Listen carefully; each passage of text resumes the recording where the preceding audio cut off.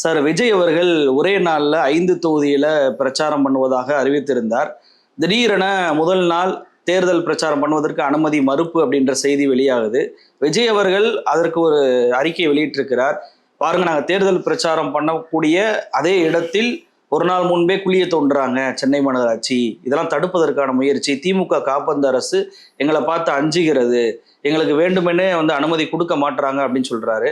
இன்னொரு பக்கம் மாநகராட்சி தரப்பு என்ன சொல்றாங்கன்னா, நாங்க அதை பண்ணவே இல்லை, குடிநீர் வாரியம் தான் அதை பண்ணாங்க, அதை உடனே சரி பண்ணிட்டோம், இதனால அனுமதி மறுப்பு அப்படின்னு சொல்றது தவறான தகவல் அப்படின்றாங்க. ஏற்கனவே விஜய் அவர்களுடைய வேட்பாளர் அறிவிப்பு என்பது ஒரு தனியார் ஹோட்டல் அறிவிப்பதாக இருந்துச்சு, அதுக்கும் அனுமதி மறுப்பு. இப்போ பிரச்சாரம் பண்ணுவதற்கு அனுமதி மறுப்பு அப்படின்றத எப்படி பார்க்குறீங்க? அதாவதுங்க, முதல்லலாம் அரசியல்வாதிகளை விஜய் குறை சொல்லி கொண்டிருந்தார். அதாவது முதல்வர் ஸ்டாலின் இதுக்கு காரணம், அதுக்கப்புறம் காவல்துறை அவர் கட்டுப்பாட்டில் இருக்கிறதுக்கு அவங்க இதுக்கு காரணம் அப்படின்ற மாதிரி. அதுக்கப்புறமா அரசியல் கட்சிகளை குறை சொல்ல ஆரம்பித்தார். பாரதிய ஜனதா கட்சி அழுத்தம் கொடுக்குறது, பாரதிய ஜனதா கட்சி படத்துக்கு பிரச்சனை பண்ணுறாங்க, என்னை கூட்டணியில் வர சொல்லி நிர்பந்தம் பண்ணுறாங்க. அப்புறம் என்ன பண்ணார், அதிமுக கட்சிக்கிட்ட ஒரு சில வம்பு சண்டைலாம் வலிச்சாங்க. போயிட்டு நீங்கள் அப்படி இருந்தீங்க, இப்படி இருந்தீங்க, நீங்கள் என்ன எங்களை பேசுனீங்க அப்படின்னு சொல்லிட்டு அவங்க கட்சிக்கு என்னென்ன களங்கம் விளக்குமோ அதை பண்ணுவோம்.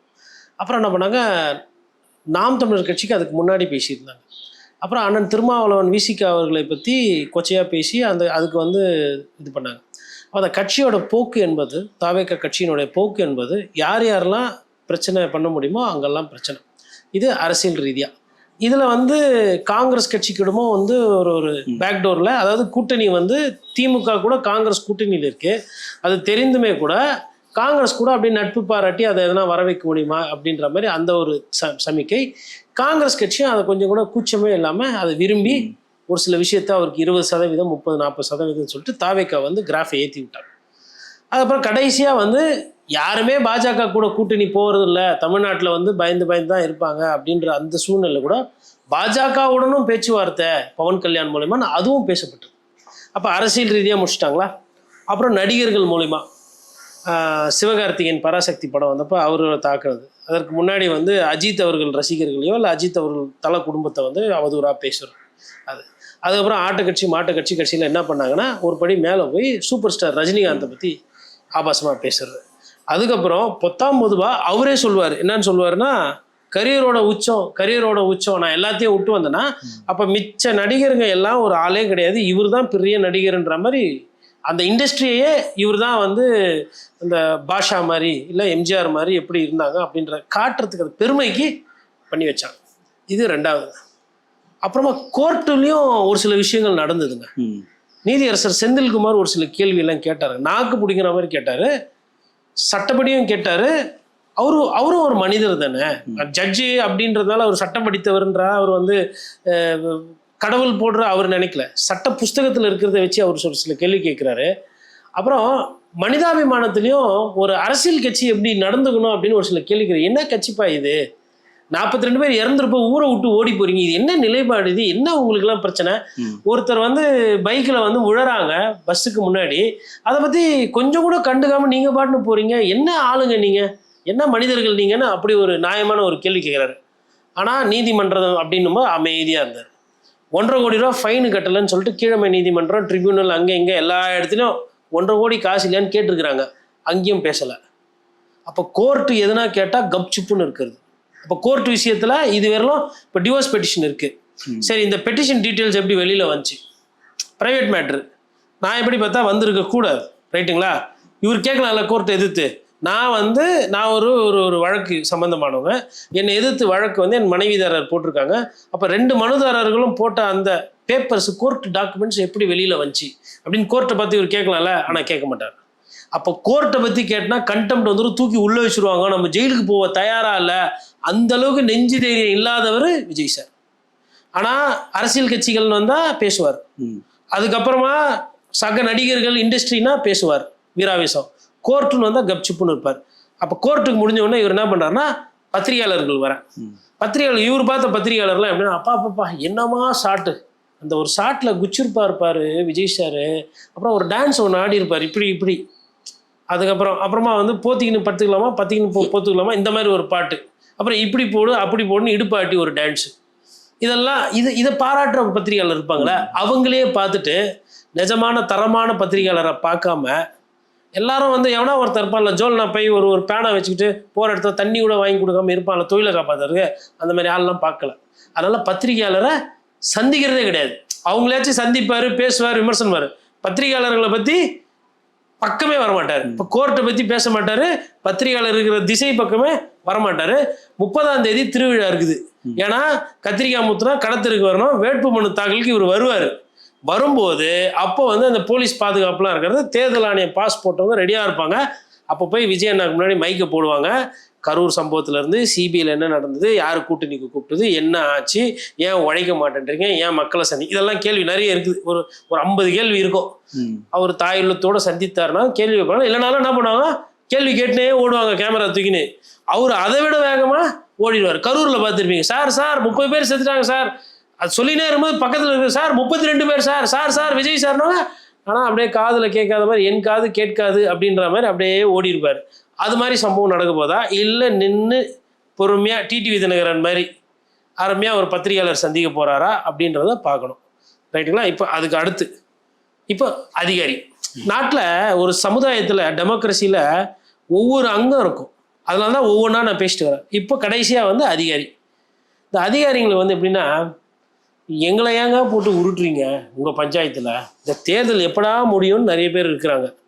கரூரில் இப்படி தான் வந்து அங்கே கரூர் காவல்துறைக்கு, கரூர் எஸ்பிக்கு ஒரு தலைவலி கொடுத்தீங்க. நீங்கள் மற்ற இடத்துலலாம் போன இடத்துல நடந்துருந்தா அவங்களுக்கு பிரச்சனை இல்லை, எல்லாம் வந்து கரூரில் தான் பண்ணுவீங்களா அப்படின்ற அளவுக்கு அவங்க கஷ்டம். ஸோ கரூர் போலீஸை பாதிப்புக்குள்ளாக்கி, மன உளைச்சலுக்குள்ளாக்கி ஒரு வழியாக ஆக்கியாச்சா. இப்போ சென்னையில் வந்து மாநகராட்சிக்கு வந்துக்கிறாரு. அடுத்த டிபார்ட்மெண்ட் மாநகராட்சியில் வந்துட்டு எங்களுக்கு நீங்கள் அதிகாரம் கொடுக்குறதில்ல, பவர் கொடுக்குறதில்ல, எல்லாமே வந்து கைப்பாவையாக இருக்குது, ஒடுக்க பார்க்குறீங்க அப்படின்னு. அப்போ அவங்க என்ன பண்ணுறாங்கன்னா லெட்டர் எடுத்து வெளில விட்றாங்க. என்ன லெட்டர்னா, 26 அப்ளிகேஷன் குத்துறீங்க, 27 ஒரு நாள். பொதுவாக இவங்கெல்லாம் ஒரு நாளில் வேலை செய்கிறவங்களே கிடையாது.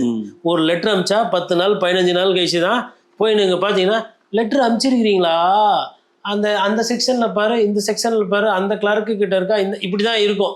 அந்த மாநகராட்சி உங்களோட சம்மந்தப்பட்டதுனோட மறுநாளே விளக்கம் கொடுத்துட்றாங்க. ஒரு நாளில் விளக்கம் கொடுத்துட்டு என்ன சொல்கிறாங்கன்னா, நீங்கள் வந்து பிரச்சாரத்துக்கு பேசின் பிரிட்ஜ் பாலத்தில் வந்து தொடங்குறீங்க. இப்போ நம்ம பேசுகிற வீட்டிலேருந்து பேசின் பிரிட்ஜ் 10 நிமிஷம். ஏன்னா நமக்கு எவ்வளோ அந்த இடத்த பற்றி தெரியும், சப்ஜெக்ட் தெரியுன்றது தெரிஞ்சுக்கிறதுக்கு வேண்டி சொல்கிறேன். பேசின் பிரிட்ஜிலேருந்து நீங்கள் இறங்கி ஸ்ட்ரைட்டாக போனீங்கன்னா பெரம்பூர், அது தாண்டி இன்னும் கொஞ்சம் லெஃப்ட்டில் உள்ளே போனீங்கன்னா திருவிக நகர், அப்படியே ஸ்ட்ரைட்டாக போனீங்கன்னா மாதவரம் போகலாம், இந்த சைடு போனீங்கன்னா ராயபுரம். அது ஒரு முக்கியமான ஜங்ஷன், அதாவது வட சென்னைக்கு அது ஒரு கனெக்டிவிட்டி இடம். அந்த பாலத்துலேருந்து சார் ஆரம்பிக்கிறார் அவரோட வாகனத்தோட. அப்படியே இறங்கி போனோன்னா அது எல்லாமே பார்த்தீங்கன்னா லேபர் டாமினேட்டட் ஏரியா. அதாவது எப்படின்னா, குடிசை பகுதிகள், மாத சம்பளத்துக்கு வேலை பார்க்குறவங்க, ஆட்டோ ஓட்டுற தொழிலாளி அதிகமாக. சாதாரணமாக நீங்கள் அப்படிக்கா போகும்போது ஒரு லெஃப்ட்லேயோ ரைட்லேயோ வந்து ஒரு ஒரு ஷேர் ஆட்டோவோ இல்லை ஒரு மீன்பாடி வண்டி ரிப்பேர் ஆகி நின்றுச்சுனாவே டிராஃபிக் ஆகிடும். இவர் கேட்குற இடம் என்ன இடம்ன்றது மக்களுக்கு நம்ம புரிய வைக்கணுங்களா, அதனால சொல்கிறோம். அப்போது முல்லைமா நகர், ஷர்மா நகர், அதுக்கப்புறம் வியாசார்படி, மகாகவி பாரதியார் நகர். அந்த மகாகவி பாரதியார் நகர் லாஸ்ட்டில் போனீங்கன்னா தான் பர்மா நகர் வரும், ரோடு கொஞ்சம் அகலமாகும்.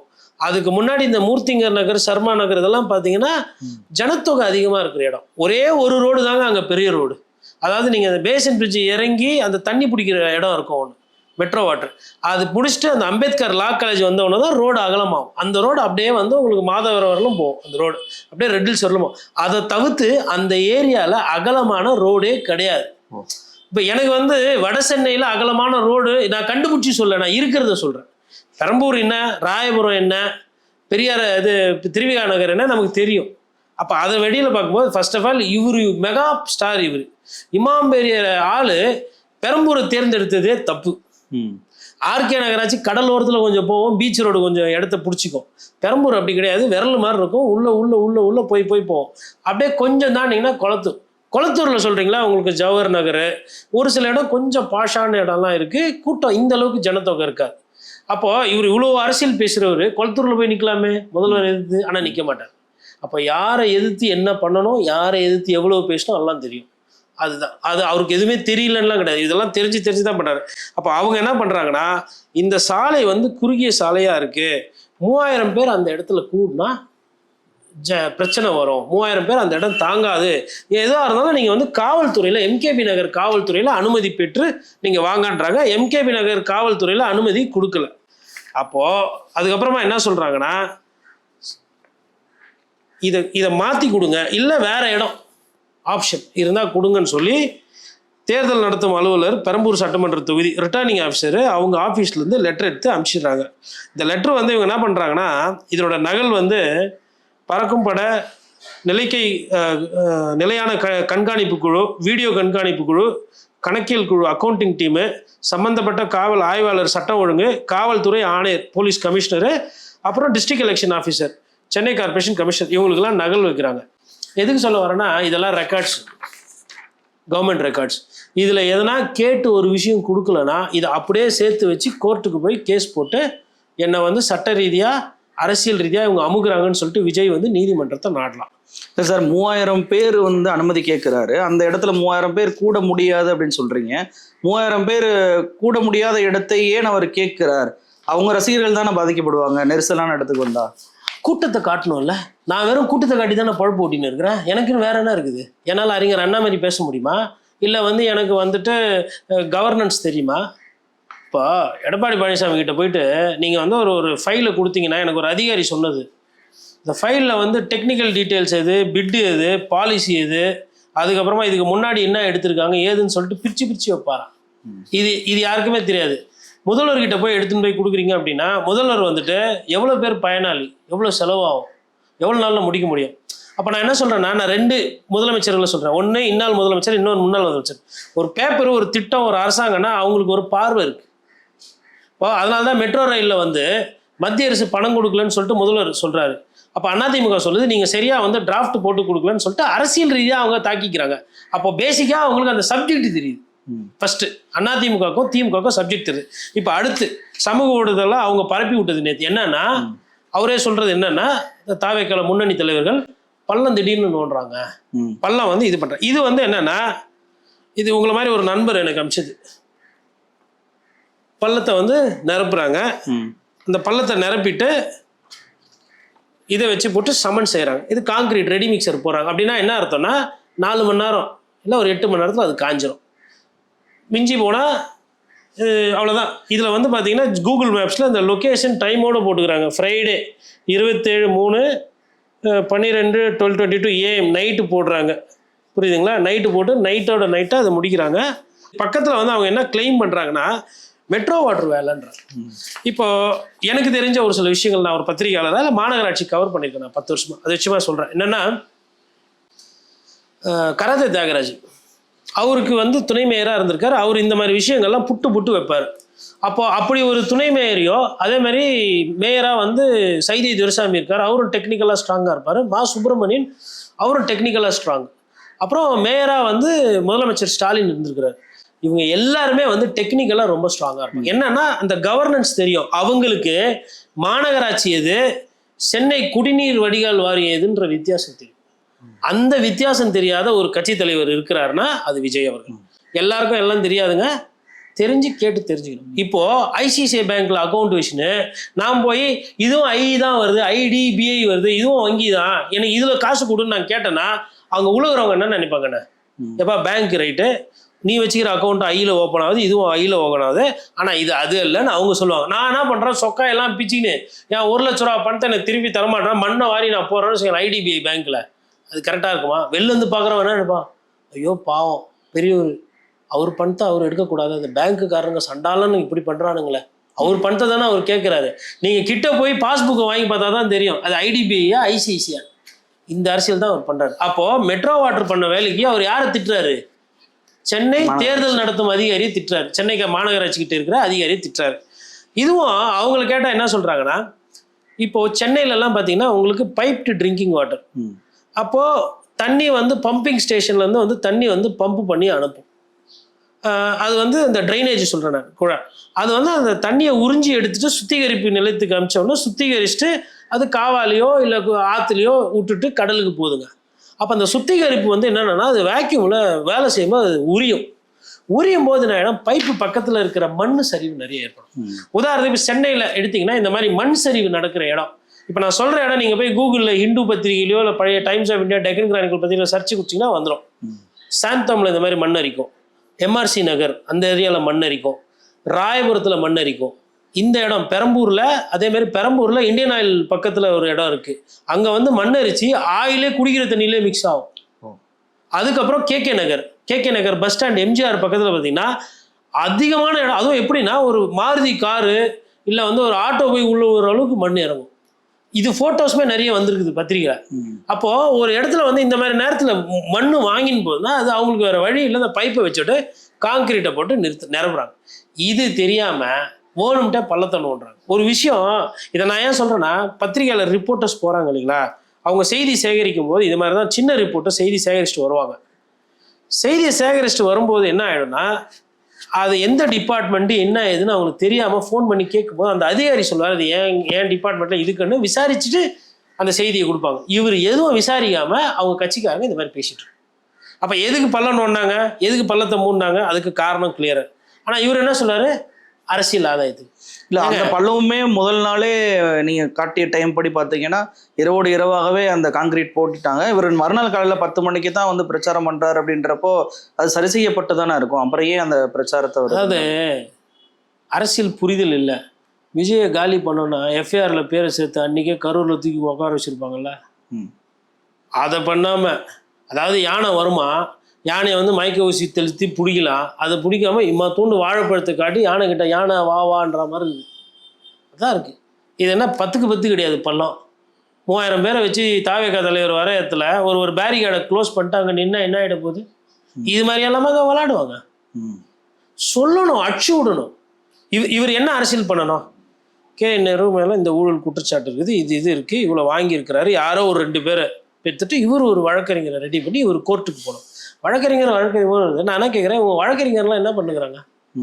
2 வழக்கறிஞர்கள் என்னால் எடுத்துக்காட்டு சொல்ல முடியும். நான் பழகிருக்கிறேன் அவங்க கூட. ஒருத்தர் வந்து ஐயா ராஜா செந்தூர் பாண்டியன், அம்மையார் சசிகலாவோட வழக்கறிஞர். கோவிட் டைமு சசிகலாவுக்கு வந்து உடம்பு ரொம்ப சீரியஸ் ஆகிட்டு பிரச்சனையில் இருக்கிறாங்க. அப்போ நான் டெக்கன் கிரானிக்கில் இருக்கிறேன். அவருக்கு ஃபோன் பண்ணி நான் கேட்குறேன், சார் என்ன சார் ஆச்சு, இது மாதிரி என்னென்னமோ ரூமர்ஸ் வந்து அவங்க கோவிட் பாசிட்டிவ்ன்றாங்க. அப்போ எப்படின்னா கோவிட்னு வந்தாவே கொஞ்சம் ரிஸ்க்கு தான், போய் சேர்ந்துருவாங்கன்ற மாதிரி இருக்குது. அப்போ தான் வந்து நிறைய பிரபலங்கள்லாம் வேற இறக்குறாங்க, எம்எல்ஏக்கள்லாம் இறக்குறாங்க. அந்த மாதிரி ஒரு சூழ்நிலையில் வந்தோடனே அவரை நான் வந்து எப்பயுமே கோர்ட்லேயோ சரி இப்போ எப்படி பார்த்தோன்னா, ராஜா நல்லா வாட்ஸ்அட்டமாக இருப்பார் சார். அவர் போகும்போது பார்த்தீங்கன்னா கூட ஒரு 2 வக்கீல் 3 வக்கீல் ஜூனியர்ஸ் கூட நடந்து போவோம். அது பார்க்குறதுக்கே அழகாக இருக்கும். ஒரு சீனியர் கவுன்சில் எப்படி இருக்கணுன்ற மாதிரி அந்த ரோப்ஸை போட்டு அப்படி நடந்து போகிறார். அந்த குரல் வந்து கிட்டத்தட்ட அழுவலை, குரல் வந்து இதாவது திக்கிறார். அவரால் வந்து என்னன்னா, கிளைண்ட் இருப்பாங்களோ இல்லையோ தெரியல, கூட்டி என்ன நடக்குது தெரியல, மறைக்கிறானுங்க, பொய் சொல்கிறானுங்க, எனக்கு வந்து என்ன பதில் சொல்கிறதே தெரியலன்னு சொல்லிட்டு அழுகுறார், கிட்ட வெம்புறார் அப்படியே. அப்போ ஒரு வழக்கறிஞர்னா அவரை என்றைக்குமே போல்டாக பார்த்து ஒரு காவல்துறையில் எதனா கேட்டாங்கன்னா என்ன எதுக்குன்னு கேட்ட ஒரு சட்டம் படித்த ஒரு வழக்கறிஞரை, கருப்பு சட்டைக்கு சொந்தக்காரரை அப்படி பார்க்கும்போது அந்த குரல் வந்து இதாகுது. அப்போது ஒரு கட்சிக்காரங்க, அவர் கட்சிக்காரங்க, அவர் கட்சி வேலையிலையும் பண்ணுறாரு. அப்போ அமமுகவுக்கு நிறைய ஆர்கே நகரில் தேர்தல் வேலைகள், ஒரு சில விஷயங்கள், தரவுகள், எலெக்ஷன் கமிஷன் போனதெல்லாம் இவரும் வெற்றி வேலும் சேர்ந்து தான் பண்ணுறாங்க. ஒரு இடைத்தேர்தலையும் பார்க்குறாரு. அதே நேரத்தில் சசிகலா அவர்களோட வழக்கு சம்பந்தமான கேஸ் எல்லாம் இப்போ அவர் கடைசியாக சொல்லிட்டு அது வந்து என்னன்னு சொல்லுவேன் உனக்கு அப்படின்ற தரவுகளை தெரிஞ்சு வச்சுக்கிட்டு பண்ண முடியல ஒரு வழக்கறிஞர் பிஹேவ். அதுக்கப்புறமா வந்து ஜெயிலில் இருந்து வந்துட்டதுக்கு அப்புறமா ஃபோன் பண்ணி ஒரு நாள் ரியாக்ஷன் கேட்குறேன். அப்போ ஒரு விஷயத்த சொல்கிறாரு, சட்டத்தில் இருக்கிற எல்லா செக்ஷனு என்னென்ன ப்ரொவிஷன்ஸ் இருக்கோ, ஒரு குற்றவாளிக்கோ இல்லை ஒரு நிரபராதிக்கோ இல்லை ஒரு ஜெயில் தண்டனை இருக்கிறவங்க இல்லை ஜெயிலில் இருக்கிறவங்களுக்கு ரூல்ஸ்ன்னு இருக்கும், எக்ஸம்ஷன்ஸ்னு இருக்கும். இதை எல்லாத்தையும் நான் சொல்லிட்டேன். நான் வந்து கெஞ்சாத நாள் இல்லை, போய் அப்படி நின்று என்னோட கெரியரில் என்ன நான் பெஸ்ட்டு பண்ண முடியுமோ எல்லாம் பண்ணி ஒரே ஒரு நாள் தண்டனையை குறைக்கிறதுக்கு முயற்சி பண்ணேன். ஆனால் வந்து அரசியல் சூட்சமாக உடலை ஒரு பதிவு பண்ண வார்த்தை என்கிட்ட. நான் எதுக்கு சொல்கிறேன்னா, ஒரு வழக்கறிஞர் எப்படி ஷார்ப்பாக இருக்காங்க பாருங்க. அப்போ ஒரு கட்சி நடத்துறதுன்னா, இன்னைக்கு சசிகலா அவர்கள் ஜெயிலுக்கு போனாங்க, வந்துட்டாங்க, கொண்டாங்க, வேற எல்லாருக்கும் அரசியல் அழுத்தம் அரசியல்வாதிக்கு இருக்கும். அதை எதிர்த்து அரசியல் பண்ணுறது தான் வந்து அரசியல்வாதிக்கு அழகு. ஒன்றுமே நடக்கலைங்க அவருக்கு. அவரை இந்த நொடி வெறினோம் அவரை பத்திரமா பதுசாக பாதுகாத்து தான் வச்சிருக்கிறாங்க. டொமஸ்டிக் வயலன்ஸ் கேஸ் இருக்குது. அதாவது அவங்க மனைவி வந்து அவர் மேலே குற்றச்சாட்டு வச்சிருக்கிறாங்க. கோர்ட்டுக்கு போயிடுச்சு. இதே ஸ்டேஷனுக்கு போய் பஞ்சாயத்து ஆகி ஸ்டேஷன் வந்து கூப்பிட்டு விசாரிச்சுட்டு தான் இவர் இந்த மாதிரி சொல்லுவாரா? இன்னைக்கு டிஜிபி ஆஃபீஸ் போறீங்களே, இதே மாதிரி உங்க மனைவி அவங்க ஆளுமன் போலீஸ் ஸ்டேஷன்ல போய் உட்காந்துருந்தா உங்க நிலைமை என்ன ஆயிருக்கும்? பாதுகாப்பா இருக்கீங்களா? தேர்தல் ஆணையம் உங்களுக்கு சின்னம் கேட்டீங்க, கேட்ட சின்னத்தை விட்டுட்டாங்க. உங்களுக்குன்னா டிடி விஜயநகரனுக்கு குத்த மாதிரி சின்னத்தை முடங்கினாங்களா, இல்லை ரெட்டலையை முடங்கினாங்களா, என்ன பண்ணிட்டாங்க? உங்களுக்கு கட்சிச்சு ஜனநாயகம் படம். தேர்தல் நேரத்தில் யாருன்னா அரசியல் கலந்த படத்தை இதுவரையிலும் எந்த ப்ரொடியூசரும் தேர்தல் நேரத்தில் ரிலீஸ் பண்ணதான் காட்டு. Common sense. காமன் சென்ஸ்ன்றது என்னது?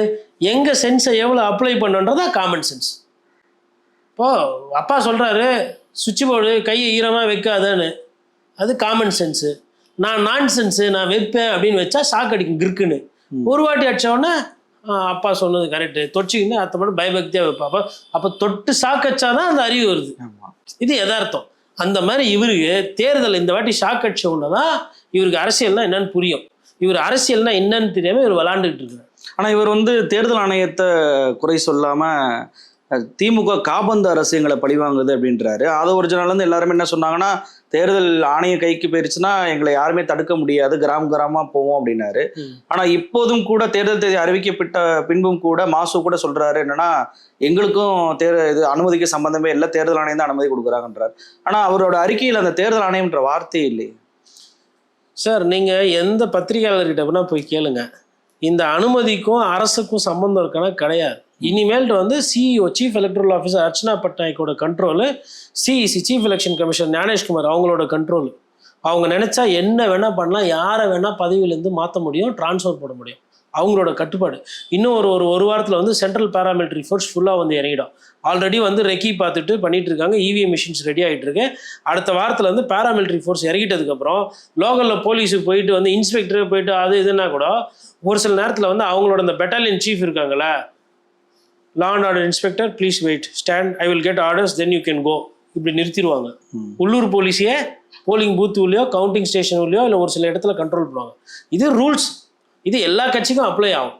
இன்னொன்று, பாட்டாளி மக்கள் கட்சி வழக்கறிஞர் அட்வொகேட் பாலு இது மாதிரி வந்து ஒரு கலெக்டர் வந்துட்டு ஏதோ வேட்பு மனு தாக்கல் பண்ணும்போது ஏதோ ஒரு பிரச்சனை, ஒரு சிக்கல் ஆகிப்போச்சு. இந்த பேப்பரெல்லாம் தூக்கி அப்படியே தொம்முன்னு போட்டு ஒரு சில கேள்வியெல்லாம் கேட்டார்.